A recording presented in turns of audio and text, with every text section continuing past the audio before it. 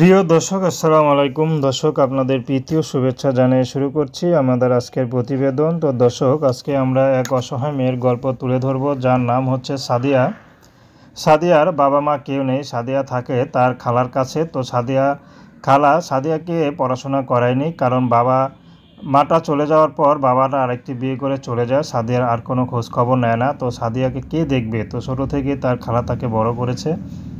যাই হোক, বড় তো করেছে, পড়াশোনা না করিয়েছে তাতে কি। তো সাদিয়া এখন বড় হয়েছে, বুঝতে শিখেছে। সাদিয়ার এখন একটা জীবনসঙ্গী দরকার, সে যেমনই হোক, কারণ সাদিয়ার বিয়ের বয়স হয়েছে। তার খালা তাকে যে বিয়ে শাদী দিবে সে ব্যবস্থা করতে পারছে না, আর খালা চায়ও না, কারণ আজকাল যৌতুক ছাড়া কেউ বিয়ে করে না। তো সাদিয়াকে বলা হয়েছিল, বাপ মা ছাড়া মেয়েরা তো অনেক প্রেম করে, অনেক ছেলেদের সাথে টাঙ্কি মারে। তো সাদিয়ার একটি কথা, আমি টাঙ্কি কারোর সাথে মারিনি আর মারতেও চাই না, কারণ আমি বাপ মা হারা হতে পারি, আমি অনেক কষ্টে বড় হয়েছি, আমি কষ্টে বুঝি।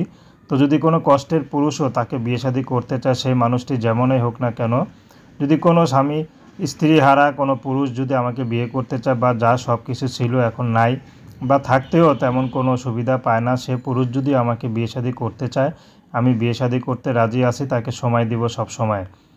তো দর্শক, এই ছিল সাদিয়ার জীবনের সংক্ষিপ্ত জীবন কাহিনী। আপনারা যদি সাদিয়ার সাথে যোগাযোগ করতে চান, তার নাম্বার স্ক্রিনে দেওয়া আছে। তো প্রেম, ভালোবাসা, সাহায্য, সহযোগিতা, বিয়ে শাদী করা একান্ত আপনাদের ব্যক্তিগত ব্যাপার। আসুন আমরা ৫ ওয়াক্ত নামাজ পড়ি, সর্বদা দেশের সেবা।